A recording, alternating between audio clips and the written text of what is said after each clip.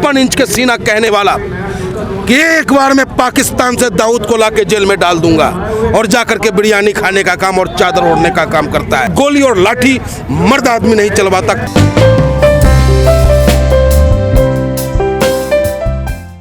Sir, जो आज judgement आया सुप्रीम कोर्ट का, तीनों कानूनों पर रोक लगा दी, हर एक कमेटी बनाने के लिए उन 4 लोगों के नाम दे दिए, कैसे देखते हैं जजमेंट को पूरे को? देहु शिवावर मोहे, देहु शिवावर मोहे, शुभ कर्मण ते कबहू न टरो, हर सु जाय लड़ो, निश्चय कर अपनी जीत करो। कोर्ट के फैसले का क्या निशाना पड़ रहा है, इसको हम और आप समझ रहे हैं। कहीं ना कहीं जब भी कोर्ट सरकार के खिलाफ अपना बयान दर्ज करता है, रातों रात उसका ट्रांसफर हो जाता है। तो कहीं ना कहीं इसमें सरकार का स्वार्थ छुपा है, और सिर्फ इस आंदोलन को समाप्त करने के लिए इस तरीके का कार्यक्रम किया जा रहा है, जिसको किसान स्वीकार नहीं कर रहा है। लेकिन किसानों के वकील कह रहे हैं बड़ी जीत है हमारी। जीत हमारी इसलिए क्योंकि संघर्ष हम कर रहे हैं। हमारे संघर्ष को न्यायपालिका कहीं ना कहीं महसूस कर रहा है, लेकिन जो ऑन रिकॉर्ड हम नहीं कह सकते क्योंकि न्यायपालिका है हमारा वो, लेकिन न्यायपालिका को हमारे दर्द को महसूस करना होगा। लेकिन सर, ये तो वही बात है ना, कुछ लोग कह रहे हैं कि सरकार भी यही चाहती थी। मैं क्या कह रहा हूँ आपसे, सरकार की प्रायोजित प्रोग्राम है ये। सरकार चाहती है कि ये आंदोलन स्वतः ही समाप्त हो जाए, और कितनी विडंबना है अपने देश की।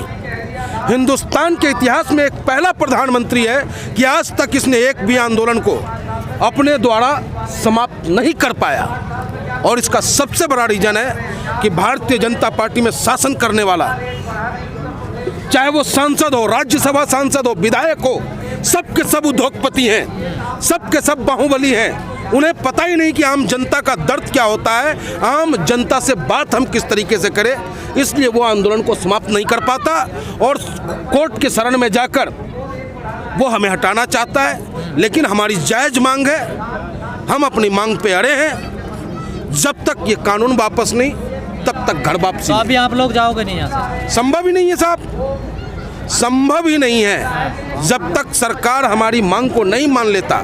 और मैं आपके माध्यम से हिंदुस्तान के नौजवानों से अपील करना चाहता हूँ, हिंदुस्तान के बुद्धिजीवी वर्गों से, हिंदुस्तान के कलम चलाने वाले बुद्धिमानों से अपील करना चाहता हूँ कि अगर है कलम चलाने वाले योद्धा, है मेरे नौजवान साथियों, ये लड़ाई मात्र किसानों की नहीं है, हिंदुस्तान की आवाम की लड़ाई है। अगर आज ये आंदोलन बैकफुट पे आ गया तो हिंदुस्तान में फिर ऐसा आंदोलन नहीं होगा, और सरकार तुम पे जुल्म करेगा और तुम उसके गुलाम हो जाओगे। तो कोर्ट का फैसला नहीं मानोगे आप? कोर्ट का फैसला आया कहाँ कि मैं उसको मान लूं? क्या फैसला आया उनका? कानून तो उन्होंने रोक लगा दी ना। अजी रोक लगाने मात्र से क्या हो रहा है? आज रोक लगा दी, 4 दिन बाद फिर लागू हो जाएगा।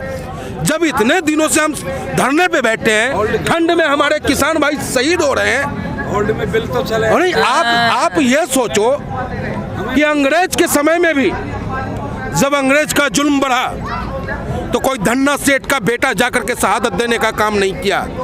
अरे आज भी हमारे दिल में शहीद आजम भगत सिंह बसते हैं, आज भी हमारे दिल में चंद्रशेखर आजाद, अशफाक उल्ला और बिस्मिल्लाह खां बसते हैं। इसीलिए उनके महफिल में जो खलबली मची हुई है कि ये लोग न जाने क्या कर बैठेंगे। इनको मैं कहना चाहता हूँ कि वो भी भगत सिंह किसान के बेटा थे। जब देश को जरूरत पड़ी तो उन्होंने कहा था कि बहरों को सुनाने के लिए धमाके की आवश्यकता होती है। और उसी तरीके से मैं नमन करता हूं संत राम सिंह बाबा जी को, जिन्होंने किसान के दर्द को असीनीय समझा। बहुत दर्दनाक पीड़ा थी उनके लिए सहना। जब वो इस दर्द को नहीं सह सके तो खुद को शहादत देने का काम किया। उनकी शहादत को सलाम करता हूं। और सरकार इतनी गूंगी और बहरी हो गई है कि सरकार के किसी भी करिंदे के जुबान से 2 शब्द भी हमारे शहीद हुए अन्नदाताओं के लिए संवेदनाएं नहीं निकली। लेकिन क्या गामा जी जो कमेटी बनाई है सुप्रीम कोर्ट में, उसे नहीं मानोगे? किसान का कौन सा उसमें है? 4 लोग तो हैं। कौन है वो? कौन है वो लोग?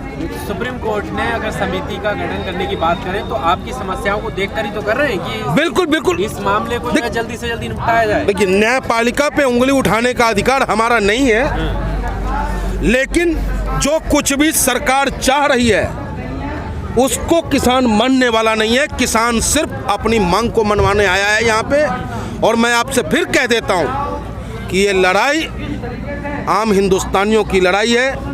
हमारे और आपके थालियों से रोटी गायब हो जाएगा।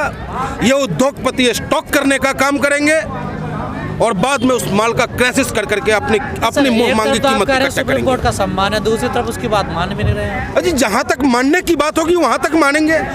सुप्रीम कोर्ट भी हमसे ही है, कोई अलग तो है नहीं। हिंदुस्तान, हम अगर हिंदुस्तान होगा तो कोर्ट भी चलेगा, और जब हिंदुस्तानी होगा तो कोर्ट चलेगा। जब हम हिंदुस्तान और हिंदुस्तानी ही नहीं होंगे तो किस पे कोर्ट चलाएंगे आप? सरकार हमारी है।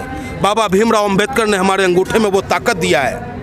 जितनी वोट की ताकत अंबानी की है, उतनी झोपड़ी में रहने वाले और हल चलाने वाले किसानों की वोट की ताकत है, और उस वोट से सरकार बनती है। लेकिन आज ये सरकार जो कृषि प्रधान देश है, उसे पूंजीपति प्रधान देश बनाने पे आतुर है, जिसका विरोध हिंदुस्तान का आवाम और हिंदुस्तान का किसान करता है। लेकिन सर सरकार ने तो कोर्ट पे छोड़ देना सारा कुछ, अब सरकार फिर क्या कहूँ, बेदर्द सरकार, जालिम सरकार, तानाशाह सरकार, इनके बस का है नहीं कुछ। अगर इनके बस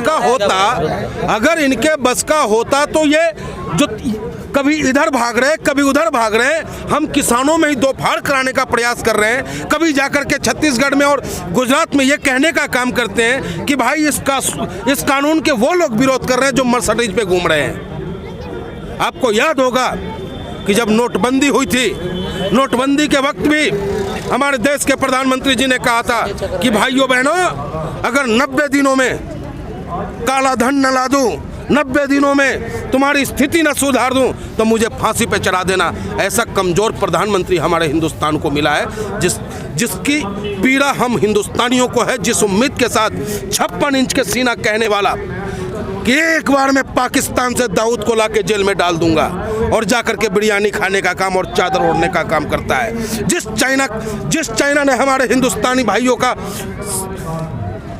धोखे के साथ शिकार करने का काम किया, उस चाइना के साथ हम किसानों से लोहा लेकर के और 30,000 करोड़ की मूर्ति बनाने का काम करता है। ऐसा क्या है इस सरकार में?